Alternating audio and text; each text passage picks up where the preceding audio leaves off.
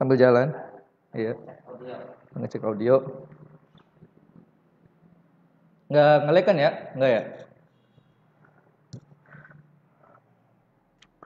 Enggak, Pak Gustani.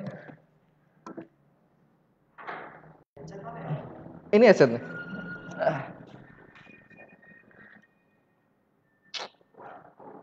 Nah, udah masuk.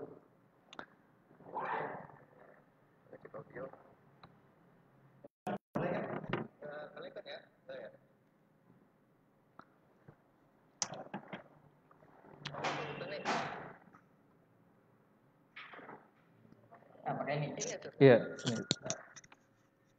Agak ke atas.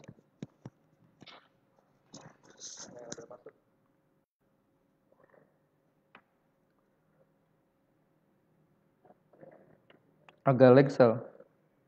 Agak lag. Mana? Di bagus ya? Udah nyet PKS? Cek. Baik, para pendengar. Apakah sudah bisa mendengar suara saya jelas? Sebelum kita mulai, kita cek sound dulu. Bagus, Sal, itu, Sal? Oke. Sambil menunggu yang lain, silakan bagi para pemirsa sekalian, kajian ngaos pada sore hari ini, ngaji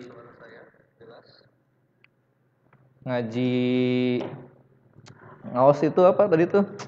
Ngobrol asik ekonomi syariah. Silakan bagi pemirsa hadirin sekalian untuk share dan komen, siapkan pertanyaan.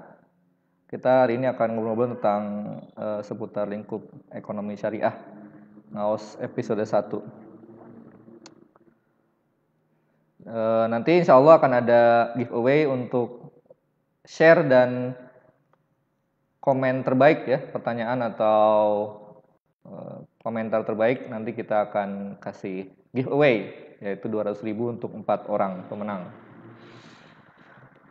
Baik, silakan sebelum kita mulai untuk di-share terlebih dahulu, untuk di-share ke kawan-kawannya ya, agar semakin banyak yang bisa ikut kajian pada sore hari ini ya. Selamat datang Pak Ahmad Nasir ya, dari Madirancan ya. Pak Ahmad Nasir. Baik, kita mulai saja. Sudah pukul 4 sore 16.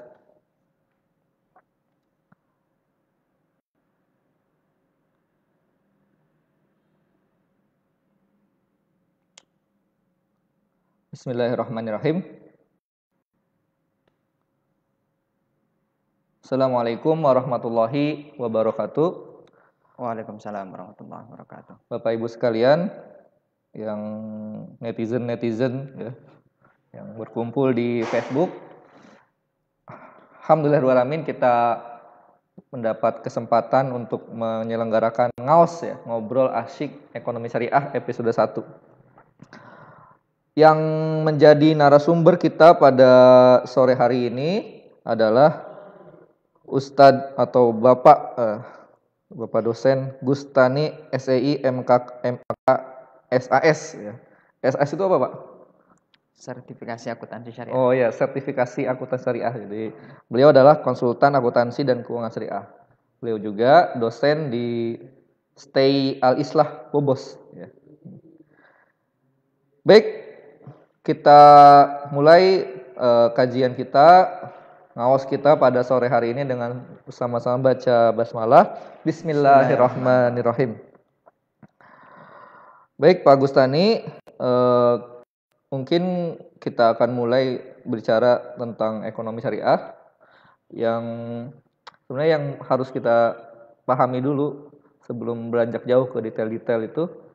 Kenapa sih kita harus mempelajari ekonomi syariah? Apakah ekonomi yang kita pelajari dulu di SMA, kemudian ada yang kuliah itu kurang gitu? Kan ekonomi syariah ini muncul mungkin di Indonesia hitsnya belakangan ya, ketika Ustadz Syafi Antonio mulai ke TV, mulai ngetrain ekonomi syariah. Juga ada bank dulu, bank muamalat yang muncul. Kenapa sih kita harus mempelajari ekonomi syariah gitu. Sama enggak bagusannya? Oke, bismillahirrahmanirrahim. Assalamualaikum warahmatullahi wabarakatuh. Waalaikumsalam warahmatullahi. Rabbi shrah li sadri wa yassir li amri wahlul 'uqdatam min lisani yafqahu qawli. Asyhadu an la ilaha illallah wa asyhadu anna Muhammadan abduhu wa rasuluhu la nabiyya wa la rasula ba'da. Alhamdulillah, kesempatan sore hari ini kita bisa diskusi ya, ngaji bareng terkait dengan ekonomi syariah. Judulnya ngaos, ngobrol asik gitu ya. Iya. Yang ngobrolnya asik berarti kan Subhan ya. Ngobrolnya asik dan enggak tegang gitu ya. Oh, ngobrolnya iya, asik gitu ya. iya, iya. Santai. Pertanyaannya adalah apa urgensi kita berekonomi syariah gitu ya. Bapak-bapak dan ibu-ibu yang dirahmati oleh Allah Subhanahu wa taala, ekonomi syariah itu bukan barang baru ya sebenarnya. Dia udah lama ya. Sejak pertama Islam datang, ekonomi syariah udah running gitu, jalan. Startnya itu udah ketika Islam datang, udah start gitu ya, konsep ekonomi syariah gitu ya. Dia bukan datang baru kemarin-kemarin gitu ya. Memang baru familiar. Ya, baru familiar sekarang-sekarang gitu. Kemarin ketika krisis ekonomi, krisis keuangan ya, 98. Di Indonesia ya, di Indonesia 97 98 gitu ya. Setelah krisis keuangan baru rame itu ekonomi syariah gitu. Padahal di luar negeri udah duluan tahun 80-an tuh udah mulai gitu ya. Luar negeri mana tuh? Di Malaysia, di Filipina. Di Filipina juga malah duluan gitu ya. Mereka punya bank syariah itu lebih duluan daripada bank syariah di Indonesia gitu. Kenapa kita urgensi penting gitu ya berekonomi syariah? Yang pertama adalah bahwa Islam itu mengatur seluruh aspek kehidupan kita gitu ya. Seorang muslim itu diatur dari A to Z, dari bangun tidur sampai tidur lagi oleh Islam gitu ya. Dari yang terkecil aja, masalah masuk WC, kemudian makan dan seterusnya itu diatur sama Islam gitu. Masalah berekonomi nggak diatur gitu ya, kan mustahil gitu ya. Sedangkan 1/4 hidup kita itu urusannya perut gitu ya, ekonomi. Coba Kang Subhan, bekerja itu dari pagi kan sampai sore, bahkan sampai malam ya, mikirin maisha gitu ya. Iya, bawa tidur Pak. Iya, kecuali tidurlah kita baru nggak mikirin dunia gitu ya, baru nggak mikirin makan gitu ya. Bangun tidur mikirin lagi, kerja lagi gitu ya. Artinya sebagian besar hidup kita itu ngurusin ekonomi gitu ya. Iya. Kalau berekonomi kita tidak sesuai dengan ajaran Islam, kan sangat merugi gitu ya. Sedangkan sebagian besar hidup kita urusannya ekonomi gitu ya. Nah, dan kita meyakini bahwa Islam itu mengatur ekonomi gitu ya. Di mana ada masalah, ada fikih ibadah, ada fikih muamalah gitu ya. Kan Islam itu kalau secara umum kan dibagi 3 gitu ya. Pertama adalah akidah itu, urusan akidah. Kemudian yang kedua urusan syariah, dan yang ketiga urusan akhlak gitu ya. Syariah ini adalah ibadah gitu ya. Ibadah kita dengan Allah Subhanahu wa taala, fikih ibadah dan fikih muamalah gitu ya. Muamalah itu urusan kita sesama manusia. Urusan politik, urusan sosial, urusan ekonomi termasuk di dalamnya. Maka Islam itu mengatur ekonomi. Karena Islam mengatur ekonomi, sudah sepantasnya kita sebagai seorang muslim untuk tunduk dan patuh terhadap prinsip-prinsip berekonomi sesuai dengan tuntutan Islam gitu ya. Jadi gambaran besarnya itu gitu ya. Kenapa kita harus berekonomi? Kalau saya sih filosofinya karena urusan kita sehari-hari ya urusan ekonomi gitu ya. Makanya kalau kita nggak sesuai dengan syariah dalam berekonomi, sayang gitu. Apalagi masuk perut gitu ya. Setelah masuk perut makanan apalagi kalau kita lihat hadis itu yang tidak akan bergerak langkah seorang hamba sehingga dia ditanya 5 perkara kan? Iya. Dari 5 perkara itu 2 ditanya masalah harta gitu ya. Iya, masalah ekonomi, dari mana dan untuk apa gitu ya. Oleh karena itu jadi sangat sangat penting banget kita memahami konsep berekonomi sesuai dengan ajaran Islam. Itu mungkin secara umum sebagai pengantar awal kita diskusi pada sore hari ini. Iya. Dan emang indikator kemajuan suatu negara juga sekarang banyaknya indikator ekonomi. Betul. Ya. Nah sebenarnya sih yang ingin saya tanyakan adalah sebenarnya apa sih perbedaan ekonomi syariah? Kalau kita bicara ekonomi syariah pasti ada lawannya ekonomi konvensional. Nah, sebenarnya perbedaan fundamentalnya tuh bagi orang awam tuh agak bingung nih, apa sebenarnya perbedaannya? Oke.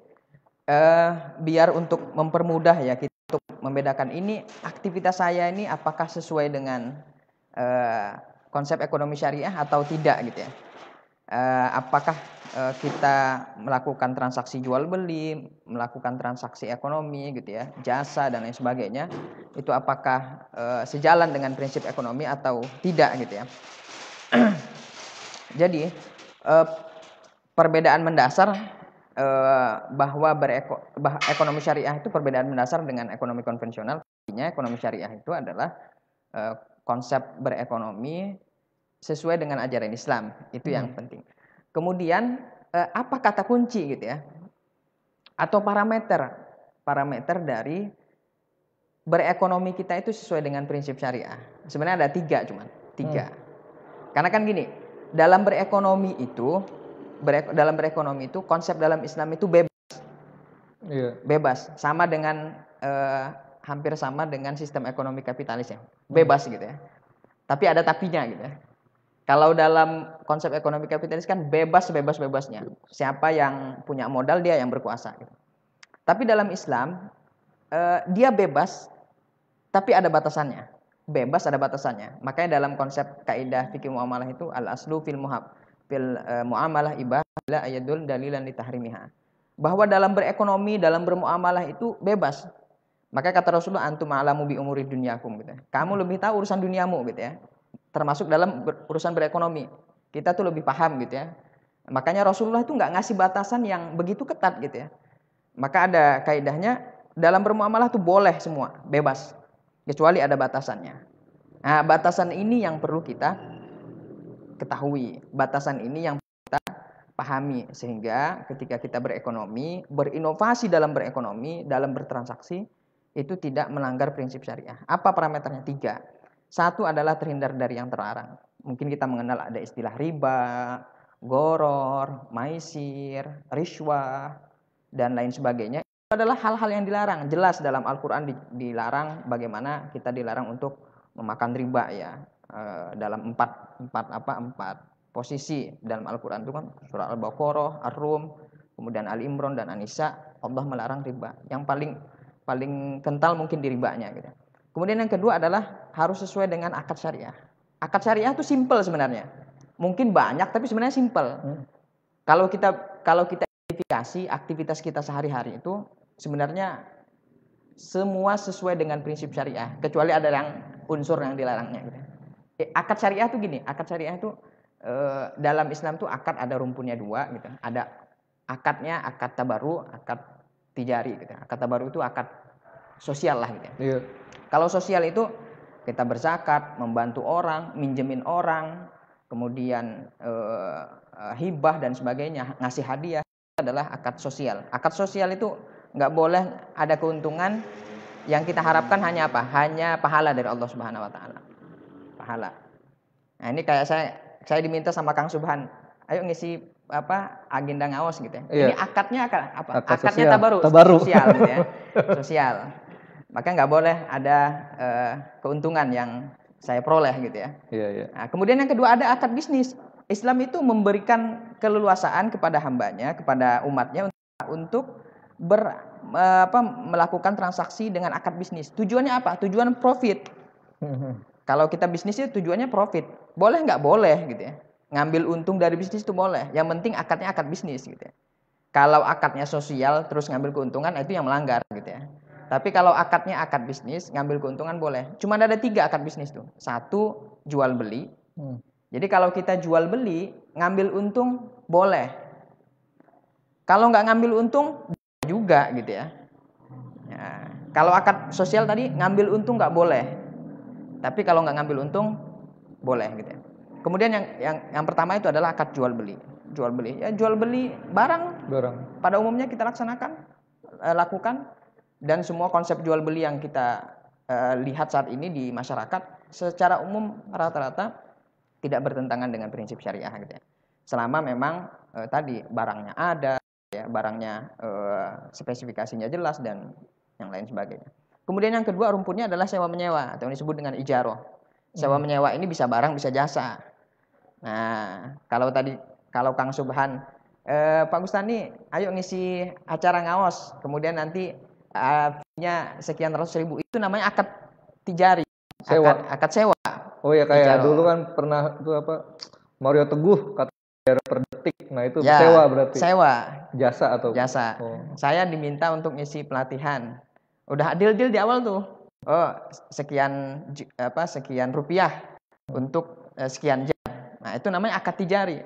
Tapi kalau saya dipanggil untuk ngisi pengajian, nah itu dan nggak dikasih tahu berapa fee-nya, berarti saya anggap itu adalah akad tabaru, akad kebajikan.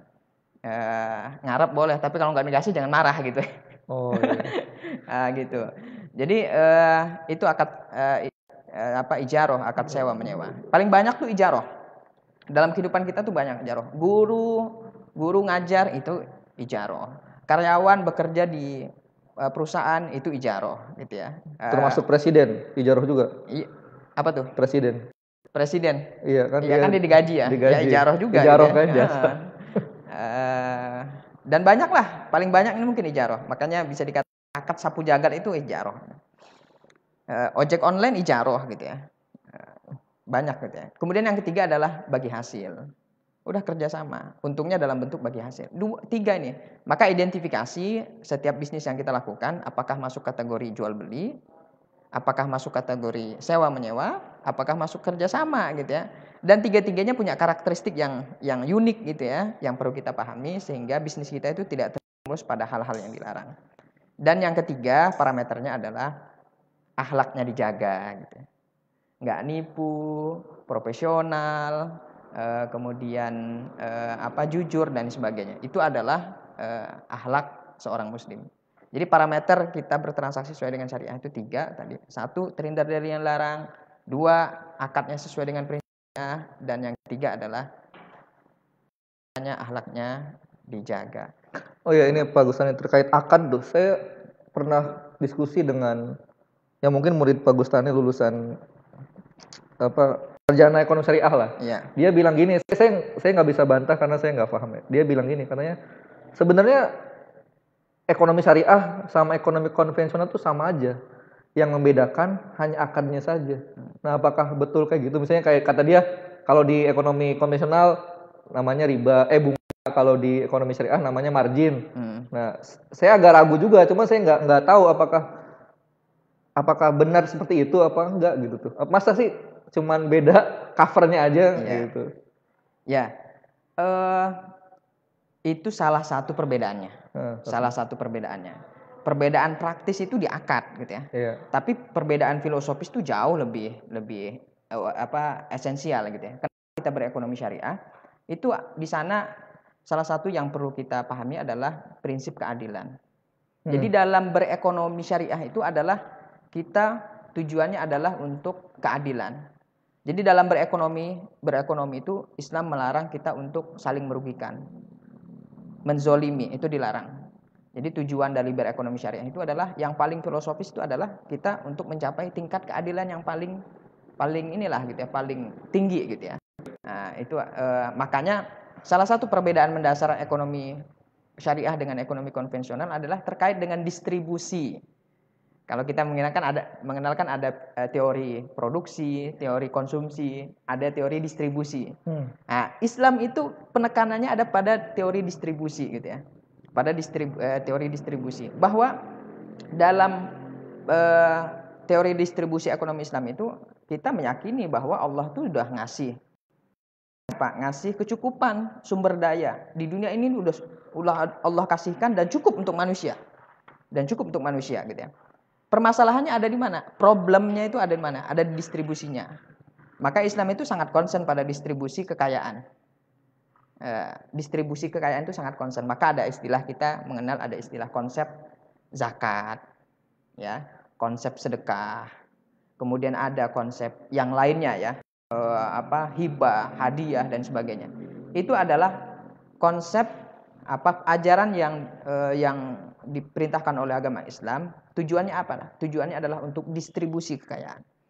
Jadi filosofisnya salah satu yang paling urgent penting dalam berekonomi syariah itu adalah keadilan. Keadilan dalam Islam itu memiliki dimensi yang sangat luas gitu ya. Keadilan dari sisi materi, spiritual, kemudian emosional, kemudian materi dan lain sebagainya. Itu sangat sangat kompleks baik sektor privat maupun sektor ekonomi. Berarti premisnya itu kan sumber daya itu cukup, tinggal distribusinya aja nggak betul. merata. Jadi problemnya sekarang tuh ada di distribusi gitu ya. Kan kalau konvensional kan langka ya. Kelangkaan scarcity. Iya, scarcity. Konsennya itu dia ada di scarcity, kelangkaannya gitu ya. Sehingga siapa yang punya power, kekuatan, dia yang menguasai sumber daya ekonomi. Nah, tapi kalau dalam Islam itu konsennya ada di pemerataan, distribusi gitu ya. Pemerataan bukan berarti sama. Komunisme ya. Bukan berarti sama, bukan berarti sama. Adil itu kan, definisi adil itu kan memberikan menempatkan sesuatu pada tempatnya, itu adil. Memberikan sesuatu sesuai dengan haknya, memposisikan sesuatu dengan posisinya, itu yang disebut dengan adil. Bukan berarti sama rata gitu ya. Makanya kalau di sosialis, konsep ekonom sosialis ya. Dia kan Marxis. Merata ya, iya. Merata. Kalau kapitalis, siapa yang pemodal dia yang berkuasa. Iya. Kalau dalam Islam itu adalah konsep keadilan itu bebas tapi ada batasannya. Itu mungkin Kang Subhan iya. Terkait bedanya ada di akad, itu paling praktisnya. Paling praktis. Ya. Nah, praktisnya ada di akad gitu. Kalau kita lihat di contohnya lembaga keuangan syariah lah, lembaga keuangan syariah. Kita ini kan konsep perbankan itu kan sudah mendarah daging di negara ya. Iya. Jadi bisa dikatakan tuh jantungnya perekonomian negara itu ada di bank. Kalau banknya kolaps, banknya hancur, perekonomian negara bisa hancur. Makanya kemarin ketika krisis ekonomi Krismon 97-98 itu kan berawal dari krisis keuangan kan, moneter, sampai makanya berimbas pada krisis ekonomi. Makanya pemerintah itu ada istilah BLBI ya, membantu mensupport bank yang dalam kondisi jurang kehancuran itu disupport. Kenapa? Karena dampak dari perbankan itu sangat sistematis pada perekonomian. Nah, dan kita nggak bisa lepas dari kerangka sistem perbankan ini. Kemudian Islam karena di dalamnya ada unsur-unsur yang dilarang, termasuk yang paling besar mungkin adalah ribanya gitu, riba di dalamnya. Maka Islam itu bukan menghilangkan konsep perbankan gitu, tapi dilakukan dengan pendekatan islamisasi gitu ya, islamisasi. Apa yang diislamisasi? Ya perbankannya, konsep perbankan. Konsep perbankan tuh nggak bisa kita rubah 100% menjadi. Konsep perbankan itu kan sektor keuangan ya. Iya. Dia itu kan lembaga intermediasi keuangan. Perantara. Dia bukan main sektor real dia tuh. Dia adalah sektor keuangan. Dia sebagai perantara. Kemudian diislamisasi sehingga sektor realnya lebih dikentalkan. Kemudian yang dilarangnya dihilangkan dan diganti dengan konsep-konsep yang sesuai dengan ekonomi syariah. Bank itu tujuannya profit. Ya udah, akadnya jangan akad sosial dong, akad profit gitu ya. Kalau di konvensional kan akadnya akad pinjam meminjam. Iya. Pinjam meminjam itu akad sosial dalam Islam, nggak boleh ngambil keuntungan. Harusnya kullu qardin jara naf'an fahuwa riba gitu ya. Kalau pinjam meminjam ada keuntungan masuk kategori riba gitu ya. Makanya dilarang konvensional. Maka diganti dengan konsep Islam. Akadnya jangan akad sosial dong kalau mau ngambil untung. Akadnya akad bisnis gitu ya. Akad bisnisnya. Makanya diganti yang tadinya akad pinjam meminjam diganti dengan akad jual beli. Supaya apa? Supaya ngambil keuntungan dari jual beli boleh nggak? Boleh. Iya. Gitu. Kemudian diganti dengan konsep akad sewa menyewa. Dalam sewa menyewa ngambil untung boleh nggak? Boleh. Diganti dengan konsep kerjasama. Dalam kerjasama boleh nggak ngambil untung? Boleh. Asal itu tadi. Sehingga salah satu mungkin yang secara praktis urgensi dari perbedaan konven dengan syariah itu salah satu yang paling kelihatan di akad gitu ya. Walaupun secara sekilas orang melihat sama aja gitu ya, tapi akad itu sangat menentukan hukum loh. Iya. Akad itu sangat menentukan hukum gitu ya. Akadnya apa? Konsekuensinya pada hukum gitu ya. Akad A dengan B berbeda, maka konsekuensi hukumnya juga berbeda gitu ya. Maka di konvensional akadnya pinjam meminjam, ambil keuntungan konsekuensinya dilarang gitu ya. Kalau dalam bisnis jual beli ambil untung boleh gitu ya. Itu mungkin yang perlu kita pahami. Sehingga pertanyaannya, bank syariah dan bank konvensional sama? Ya sama-sama lembaga intermediasi, lembaga keuangan. Tapi beda, sama tapi beda. Bedanya ada di mana? Salah satunya di akad gitu ya. Itu Kang Subhan. Iya, tadi saya sebenarnya tertarik sebelum ke bank itu masalah terkait filosofi ekonomi syariah. Jadi kalau dijelaskan oleh Pak Gustani mungkin saya nangkepnya, jadi ekonomi syariah itu bukan sekedar hukum tapi ekosistem ya. Jadi prinsipnya ekonomi syariah itu adalah distribusi. Nah, ini saya kira yang bertentangan Pak dengan ekonomi kapitalis. Jadi kalau saya baca-baca, ekonomi itu filosofinya itu dari Robert Malthus ya. Jadi bahwa pertumbuhan penduduk itu eksponensial, sedangkan pertumbuhan sumber daya itu aritmatika. Iya. Jadi pertumbuhan penduduk itu 2, 4, 8, 16, 32 eksponen ya. Sedangkan pertumbuhan sumber daya pangan dan energi itu aritmatika 1, 2, 3, 4 ya. Sehingga diperlukanlah persaingan yang kuat ya yang akan hidup dari nah itu juga kan sebenarnya filsafat Darwinisme sosial. Jadi filsafat Darwin dibawa ke sosial bahwa tadi survival of the fittest, yang kuat yang akan bertahan. Itu berbeda dengan tadi kata Pak Gustani, prinsip Islam itu sebenarnya tadi premisnya bahwa sumber daya itu cukup ternyata. Hanya memang tadi keserakahan beberapa orang sehingga menyebabkan. Nah, itu saya kira bertentangan ya secara filosofis dengan ekonomi kapitalis. Ya. Ya, jadi itu filosofis dari berekonomi syariah ya. Kalau dalam konvensional, dalam kapitalis itu kan saya dapat untung, itu teorinya dengan cara merugikan orang lain. Kalau saya untung berarti ada orang yang kita rugikan. Iya. Gitu ya. Istilahnya apa? Zero sum games. Iya. Jadi kalau saya untung berarti ada yang kita rugikan. Dalam Islam nggak ada adil. Untung ya nggak boleh dengan cara merugikan orang. Itu yang disebut dengan konsep keadilan. Untuk keuntungan sendiri itu sebenarnya beberapa kali banyak yang bertanya, ada patokannya nggak sih ngambil untung itu berapa persen gitu tuh? Karena memang beberapa ada yang kata orang, wah ini kemahalan nih ngambil untungnya. Nah itu apa patokannya tuh? Oke. Dalam fikih itu sebenarnya nggak diatur ya patokan harga. Dalam fikih itu pembahasan penentuan harga itu disebut dengan tasir ya. Jadi kita menentukan harga. Penentuan harga itu dalam konsep syariah itu tidak ada ketentuan pakem. Artinya nggak ada harus sekian persen, 20%, 10%, 30% nggak ada. Itu kembali pada hukum pasar. Makanya kan pernah ada kejadian gitu ya. Pernah ada kejadian ketika Rasulullah diminta oleh para sahabat, ayo tetapkan harga ya Rasulullah gitu ya. Tetapkan harga, tentukan harga. Karena waktu itu harga bergejolak di pasar gitu ya. Sehingga para sahabat minta, ayo tetapkan harga ya Rasulullah. Kata Rasulullah, yang menetapkan harga itu siapa? Allah. Yang menetapkan harga itu Allah, yaitu melalui mekanisme skema pasar. Invisible hand. Nah, kalau makanya diadopsi sama Adam Smith dengan impossible hand gitu ya. Jadi nggak ada yang bisa menentukan harga. Ya, yang menentukan harga itu ya skema pasar gitu ya. Memang dalam kondisi-kondisi tertentu ada peran pemerintah untuk menentukan harga gitu ya. Tapi porsinya sangat kecil, hanya dalam kondisi darurat tertentu lah. Tapi dalam kondisi umum di masyarakat, dalam kondisi normal umum, ketika harga itu ditentukan oleh skema pasar. Ya, skema pasar kan ketika permintaan tinggi, penawarannya rendah, harga naik gitu ya. Jadi konsep hukum supply demand yang kita pelajari itu secara umum tidak bertentangan dengan konsep-konsep ekonomi syariah. Berarti gitu. Kita bebas menentukan berapapun margin kan, asal sepakat. Pintunya ada di antarodin minkum. Pintunya antarodin minkum itu adalah saling ridho. Jadi harga itu kesepakatan.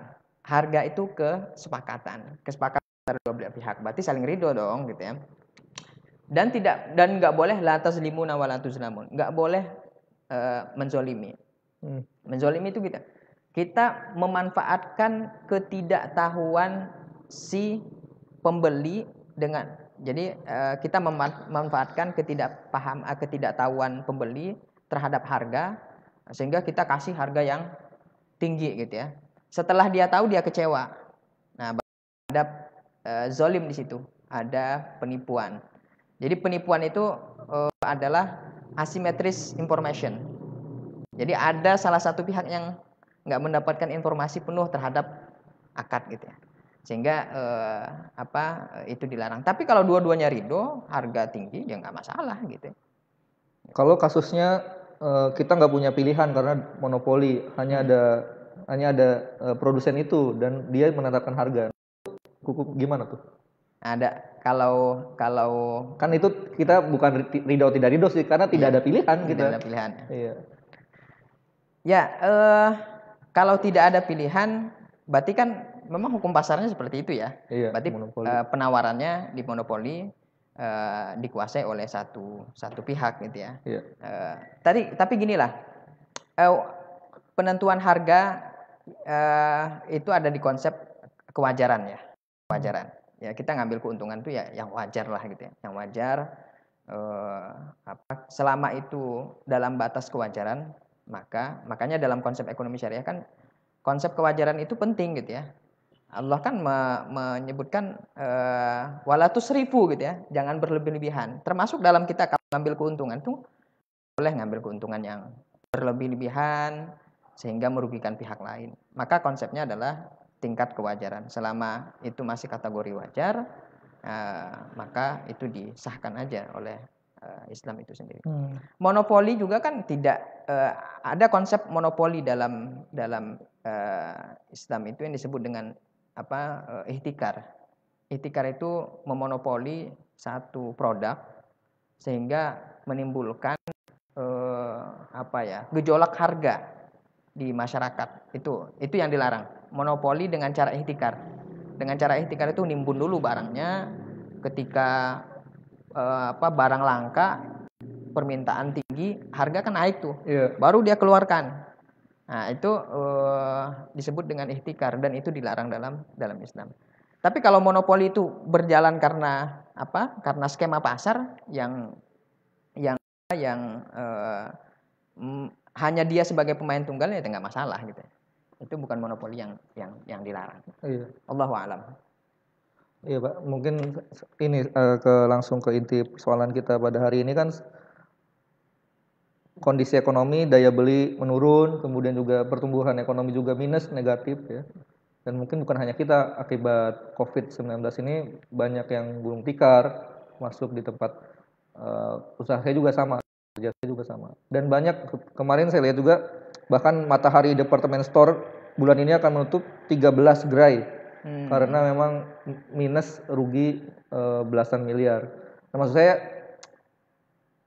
apa sih yang ditawarkan oleh konsep ekonomi syariah ini dalam persoalan sekarang? Dan saya kira sekarang itu kan ekonomi kapitalis yang moneter, yang sifatnya kapitalis ya, ekonomi liberal itu mulai kebingungan sistem sekarang dan cicilan banyak yang macet ya kan dan sebagainya. Saya kira mulai buntu lah ekonomi kapitalis ini, dan ekonomi syariah ini saya kira mungkin kalau memang dia punya antitesis yang solusi yang ditawarkan yang masuk akal dan bisa merubah kondisi kita, ya mungkin harus diperjuangkan. Tapi kan orang tidak tahu apa sih yang ditawarkan konsep ekonomi syariah, konsep Islam dalam ekonomi syariah untuk menyelesaikan permasalahan kita pada hari ini. Oke. Jadi kalau dalam teori kita pernah mendengar mungkin triple P. Apa tuh? Profit, planet, sama people kan. Jadi tujuan dulu mungkin orang perusahaan itu tujuannya hanya profit gitu ya. Kemudian karena kalau tujuannya profit itu menyebabkan ketidakseimbangan ekonomi gitu yang begitu dahsyat gitu, sehingga muncullah teori di barat ya tentang people dan planet, bahwa perusahaan itu harus memperhatikan orang, masyarakat sosial, dan memperhatikan lingkungan. Maka muncullah teori CSR gitu ya. CSR gitu ya, kepedulian terhadap lingkungan. Karena kapitalis juga dia merasakan gitu bahwa ketimpangan ekonomi yang begitu tinggi itu nggak sehat bagi masyarakat gitu, nggak baik bagi masyarakat. Maka muncullah teori-teori tentang kepedulian terhadap lingkungan yang disebut dengan CSR, kepedulian terhadap sosial dan sebagainya. Nah, dalam konsep Islam itu sebenarnya udah ada duluan gitu. Jauh sebelum teori-teori kapitalis itu muncul, sebenarnya Islam udah duluan gitu ya. Maka sekarang ada istilah, ada 4P gitu ya. Selain profit, planet, people, satu lagi prophet. Nabi. Ya, bahwa berekonomi harus sesuai dengan ajaran Nabi gitu ya. Nah, kata kunci yang fokus dalam berekonomi Islam itu yang sangat mungkin sekarang sangat kita rasakan itu adalah tadi yang saya sampaikan di awal, distribusi. Ada istilah konsep ukhuwah dalam ekonomi Islam, dan itu nggak akan kita dapatkan di konsep ekonomi yang lain. Konsep ukhuwah itu sangat tinggi, sangat luar biasa gitu. Kang Subhan coba lihat, perekonomian turun ya, pertumbuhan ekonomi turun. Tapi coba kita lihat penghimpunan JIS selama COVID ini, ternyata beberapa lembaga itu mengalami kenaikan yang luar biasa gitu ya. Kenaikan yang luar biasa. Jadi empati orang untuk berbagi itu menjadi lebih tinggi gitu ya. Jadi itu yang menjadi konsen dalam ekonomi syariah adalah dari sisi sosialnya, dari sisi berbaginya gitu ya. Sehingga ini maka dalam beberapa konsep berbisnis itu kita harus memadukan konsep itu tadi.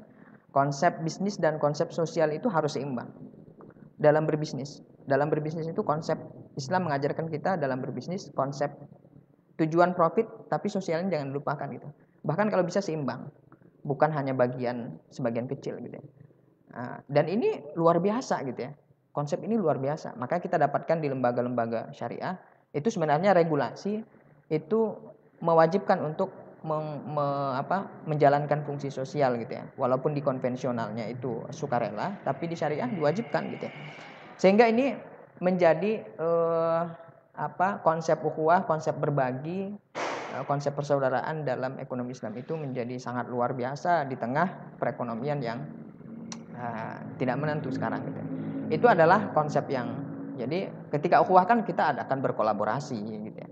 Dengan ukhuwah itu kan kita akan saling tolong menolong gitu ya. Dengan ukhuwah itu kan kita akan empati kepada orang lain gitu ya. Tidak merasa ketika perekonomian kita bagus kita bisa berbuat sesuka kita gitu. Tapi kita juga memperhatikan sesama gitu ya. Itu mungkin kuncinya adalah di konsep ukhuwahnya, konsep berbaginya dalam ekonomi Islam itu yang sangat kental gitu ya, sehingga dia punya warna tersendiri dalam berekonomi. Iya. Okay. Iya. Mungkin yang agak susah itu adalah tadi implementasi konsep sosial ukhuwah, konsep zakat dan sebagainya. Karena saya lihat sekarang itu tadi ekonomi syariah ini berada di ekosistem kapitalis ya. Kapitalis sama liberal sama kan, maksudnya satu itu kali tiga uang. Nah, sekarang ini kan yang diajarkan di ekonomi kapitalisme itu adalah bahwa kita harus sukses, harus kaya raya, dan diajarkan juga di tontonan-tontonan di YouTube ya. Apalagi sekarang sekolah libur orang lihat YouTube. YouTube kan isinya kan pamer-pamer kekayaan, hedon ya. Iya, hedonisme. Sehingga saya kira konsep ukhuwah itu agak susah diimplementasikan untuk sekarang karena kita dicecoki oleh tadi mindset bahwa kita harus kaya, harus punya mobil, harus sukses ya kan. Dan kesuksesan seorang diukur oleh tadi tingkat ekonominya. Bagaimana cara implementasi konsep itu saya kira. Kalau dalam tataran perdebatan kan ya selesai lah. Misalnya orang juga kalau ditanya berbagi itu bagus enggak? Pasti bagus, pasti. Tapi ketika dia implementasi belum tentu dia melaksanakan itu. Nah, bagaimana mengimplementasikan konsep tadi pemerataan distribusi dan sebagainya itu, Pak? Oke. Jadi salah satu problem kita, masyarakat kita saat ini adalah problem di literasi. Ada problem di literasi. Kalau kita lihat hasil survei OJK gitu ya, menunjukkan bahwa tingkat literasi, kalau kita ini kan keuangan ya, keuangan syariah, tingkat literasinya tuh rendah gitu, sehingga dia nggak care gitu ya terhadap produk-produk keuangan syariah gitu ya. Begitu juga kita lihat literasi masyarakat itu sangat rendah gitu ya. Sehingga empatinya jadi berkurang dan kurang dan lain sebagainya. Oleh karena itu mungkin tugas kita sekarang adalah bagaimana mensosialisasikan gitu. Edukasi. Edukasi. Termasuk ini acara Iya, ngaos. termasuk acara ngaos hari ini adalah bagian dari edukasi kita, sosialisasi edukasi kita kepada masyarakat bahwa berekonomi sesuai dengan prinsip syariah itu penting gitu ya. Dan wajib bagi kalau dikatakan itu ya wajib bagi seorang muslim gitu ya. Sehingga ketika tingkat literasinya semakin tinggi, orang itu semakin care gitu ya. Kita lihat sekarang ada fenomena hijrah mungkin ya. Iya. Nah, fenomena hijrah itu kita lihat salah satu aksi nyatanya adalah berbagi gitu ya. Sehingga kita nggak perlu mengutuk lah kalau ini kita nggak perlu mengutuk kegiatan yaitu di mana orang banyak yang tidak peduli hedon dan seterusnya, tapi kita coba perlahan sedikit demi sedikit menyalakan lilin untuk menerangi gitu ya. Oke, berarti tugas kita sekarang ya, terutama yang paham ya, Pak Gustani itu adalah tadi edukasi. Betul, edukasi tentang. Karena saya lihat ya masih panjang gitu. Iya, panjang. Sangat panjang. Panjang gitu ya. Di kampung saya juga ya sedikit lah yang mungkin kiainya juga ustadz ketika kiai di masjid itu jarang bilang ekonomi, paling mereka tentang fikih dan sebagainya. Ibadah, jadi kurang paham dan masyarakat juga ya sholat berjamaah tapi abis itu pinjem di rentenir, kredit utang dan sebagainya. Jadi tadi berarti edukasi salah satunya penting. Dengan program. Dan ekonomi syariah itu jangan dipahami sempit gitu ya. Ekonomi syariah itu bukan hanya bank syariah, bukan hanya koperasi syariah, bukan hanya asuransi syariah. Itu hanya bagian kecil gitu ya. Iya. Ekonomi syariah mulai dari kita tuh sudah bisa diterapkan gitu ya. Apa contohnya? Kita nggak boros gitu ya. Kita nggak mubazir. Iya. Itu konsep ekonomi syariah gitu ya. Yang perlu kita tanamkan mulai dari diri kita, keluarga kita, lingkungan kita dan itu kalau diterapkan mulai dari sekarang, diterapkan di lingkup terkecil, itu akan membuat ekosistem yang besar yang lebih siap gitu. Jangan dipahami ekonomi syariah itu cuma hanya perbankan, tapi jauh dari itu, lebih luas. Itu hanya instrumen kecil lah. Yang selain itu jauh lebih banyak gitu ya. Iya. Dan itu juga bertentangan juga dengan dunia kita sekarang. Sekarang kan kita dicocoki harus shopping online, gratis ongkir, itu kan membuat tingkat mubazir itu tinggi gitu, yang tidak dibutuhkan kita karena tergoda oleh iklan. Nah begitulah, jadi kesimpulannya sih tadi saya kira masih panjang lah untuk implementasi install ekonomi sesuai syariah ya, dengan tadi karena Islam itu syumul, ekonomi juga termasuk aturan Islam, itu masih panjang. Ya. Nah baik Pak Ustaz, ini ada beberapa pertanyaan yang masuk ini. Pertama dari Bapak Solikun Akyar ya, Solikun Akyar. Assalamualaikum Pak Ustaz. Pinjam meminjam nggak boleh ngambil keuntungan karena itu akad sosial. Mengambil keuntungan akadnya harus bisnis. Nah terus orang meminjamkan uang 1 juta, yang pinjam cuma nerima 800.000 dan bayar tetap 1 juta dengan akad bisnis, apakah boleh? Jadi dia minjem 1 juta tapi dia dapatnya 800.000, 200.000-nya mungkin buat biaya admin, tapi dia bayar 1 juta. Nah itu apa boleh nggak? Itu minjamnya di konvensional ya dia. Iya. Ya. Jadi gini, dalam tadi pinjam meminjam itu masuk kategori akad sosial, sehingga kalau ada tambahan masuk kategori riba karena melanggar prinsip tadi. Kullu qardin jarra naf'an bahwa riba ya. Bahwa setiap pinjam meminjam ada tambahan masuk kategori riba gitu ya. Bagaimana kita kalau sudah terlanjur pinjam gitu ya. Implementasi pinjam meminjam itu ya di bank konvensional itu termasuk yang melanggar prinsip ini gitu ya. Sehingga pinjam di konvensional dilarang gitu ya. Pinjam di baik koperasi konvensional, bank konvensional dan seterusnya gitu ya. Ini gimana kasusnya kalau udah terlanjur pinjam gitu ya.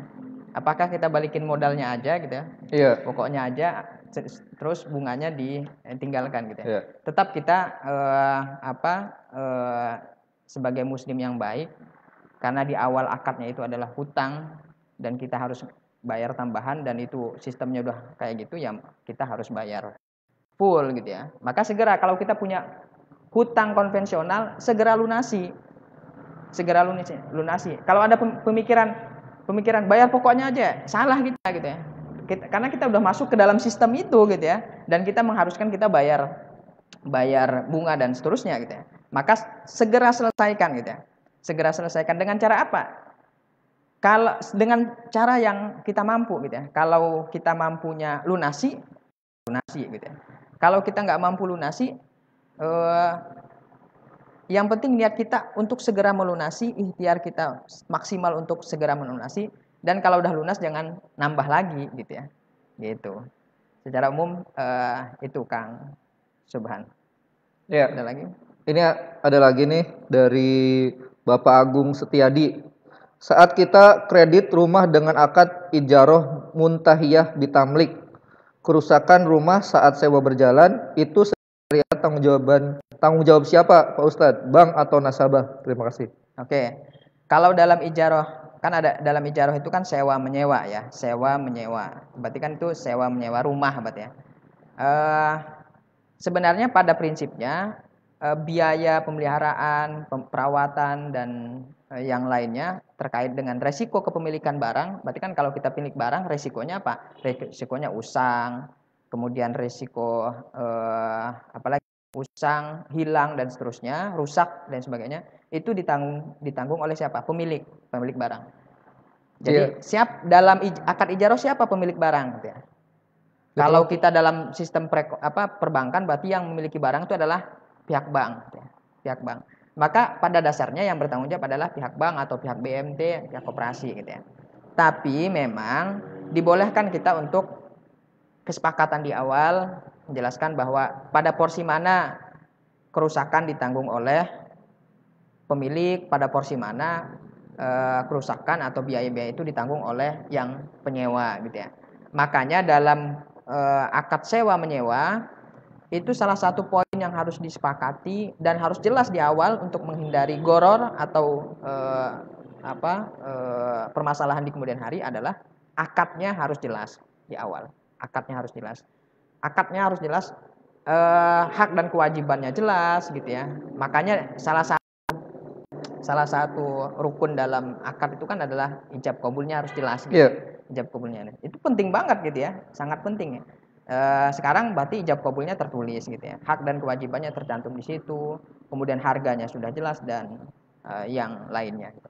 Itu ya, pada prinsipnya tanggung jawab pemilik, tapi kita tapi bisa disesuaikan dengan kesepakatan ketika akad awal itu. Dan tertulis ya? Iya, tertulis. Oh, berarti maksudnya misalkan kalau kerusakan jalan di depan itu kan berat kalau ditanggung sama penyewa sih ya. Ya mungkin itu developer lah pemilik, nggak bisa.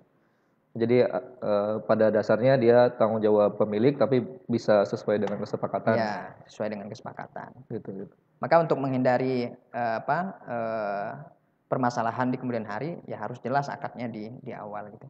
Kita itu kan kadang kalau dengan lembaga mungkin akad jelas ya, tapi kalau dengan sesama ini biasanya kita adalah lisan. Lisan sebenarnya ijab qabul juga. Ijab qabul itu bisa dengan lisan gitu. Tapi kalau nggak tertulis kadang kita lupa gitu ya, apa yang kita ucapkan dengan realisasinya nanti setelah akad berjalan kadang berbeda gitu. Makanya sebaiknya kalau kita berakad ya lebih baik tertulis lah gitu.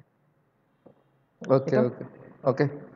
Baik, kita waktunya tinggal sedikit. Barangkali ada hal yang ingin disampaikan Mas Sony di akhir terkait ya mungkin kesimpulan atau terakhir buat penonton setia, enggak? Oke, memahami fikih muamalah gitu ya. Fikih muamalah itu adalah salah satu hal yang sangat penting bagi kita seorang muslim gitu ya. Sangat penting gitu ya. Bahkan kan kalau cerita sahabat Ali dan Umar bin Khattab itu kan kalau dia tahu ada pedagang yang nggak paham fikih muamalah, nggak boleh masuk pasar, suruh keluar gitu. Untuk itu menunjukkan apa? Menunjukkan bahwa paham fikih muamalah itu penting gitu ya bagi kita seorang muslim gitu. Untuk memastikan bahwa harta yang kita peroleh dari proses berniaga, berbisnis itu sesuai dengan prinsip-prinsip syariah atau tidak melanggar hal-hal yang dilarang dalam Islam gitu. Sehingga harta yang kita dapatkan itu adalah harta yang benar-benar halalan thayyiban gitu ya. Kemudian ketika kita memiliki ilmu fikih muamalah, kita juga paham harta yang sudah kita peroleh itu kita apakan gitu ya. Karena paradigmanya itu adalah harta yang kita miliki adalah titipan gitu ya. Dan itu adalah harta itu adalah sarana kita untuk apa? Untuk mencapai kebahagiaan dunia dan akhirat gitu. Sehingga kita belanjakan untuk di jalan Allah gitu ya. Sehingga kita enjoy gitu ya, kita terima dengan cara yang baik, kemudian kita salurkan, kita belanjakan juga untuk yang baik. Sehingga satu aspek dalam kehidupan kita yang sangat dominan itu sudah sesuai dengan rel Islam gitu. Kalau aspek-aspek yang lainnya ya tinggal mengikuti gitu. Tapi kalau aspek ekonomi sudah kita sesuai dengan Islam, itu membuat kita lebih bahagia lah gitu. Tapi kalau aspek ekonominya kita bermasalah dari sisi syariahnya, sedangkan tadi aspek ekonomi adalah porsi yang paling banyak kita pikirkan dalam setiap hari kita, maka sangat merugi kita gitu. Wallahu alam, itu mungkin penutup dari diskusi kita pada sore hari ini. Mudah-mudahan ada manfaatnya. Amin. Jika ada kekeliruan yang saya sampaikan, saya mohon maaf, itu datang dari pribadi saya, dan jika ada manfaat yang diperoleh itu datang dari Allah Subhanahu wa taala. Wallahu alam bisawab. Billah taufiq wal hidayah wa ridha wal inayah wal mautu fisabilillah. Assalamualaikum warahmatullahi wabarakatuh. Waalaikumsalam warahmatullahi wabarakatuh. Terima kasih kepada Pak Gustani. Terima kasih juga kepada yang sudah menyimak ya. Kita menjangkau ada 151 orang ya. Terima kasih kepada yang sudah komen ya. Ada Pak Nasir, ada Pak Ahmad Kurnia, Kang Eman dari Majalengka, Bapak Ikun Akyar, Pak Ali Tawabin ya, yakin 100% ekonomi Islam adalah solusi terbaik untuk keadilan dan kesejahteraan suatu negeri. Ya, mungkin prosesnya aja mungkin kita harus bertahap ya. Ya, ini dari Bu Siti Aminah ada apa nih? Pantun. Naik sepeda bannya kempes, dipompa siang warna oranye. Yang terbaik itu PKS, emang mantap dan keren. Tadi kita nggak bahas PKS ya, kita bahas ekonomi syariah. Wah ini. Baik. Terima kasih juga Pak Agustiadi atas pertanyaannya. Baik, insya Allah ini akan ada episode selanjutnya, episode 2 minggu depan dengan Dr. Ahmad Kholik ya. Minggu depan, dan seperti di awal ya, janji kami nanti akan dibagikan giveaway 200.000 untuk 4 orang ya, yang terbaik komen dan share. Nanti dipilih oleh panitia dan Pak Gustani setelah acara ini berakhir, nanti diumumkan di kolom komentar. Berapa orang? 4 orang. Wih, 4 orang. Berarti berapa? 50.000. 50 ribuan ya. Ya bisa itu saldo dana atau kuota atau pulsa bebas, nanti bisa dibicarakan. Baik, terima kasih sudah menyimak. Alhamdulillah kita sudah menyelesaikan agenda kita sore hari ini. Agenda ngaos episode pertama, insya Allah nanti akan ada episode kedua, ketiga, mungkin bisa di Zoom atau nanti di YouTube dan sebagainya. Baik, saya Subhan Riyatna bersama dengan kru kerabat kerja yang bertugas ya. Ada Pak Faisal di kamera ya. Terima kasih pada seluruh penonton, peserta, dan juga Pak Gustani, terima kasih atas Sama-sama. waktu dan ilmunya.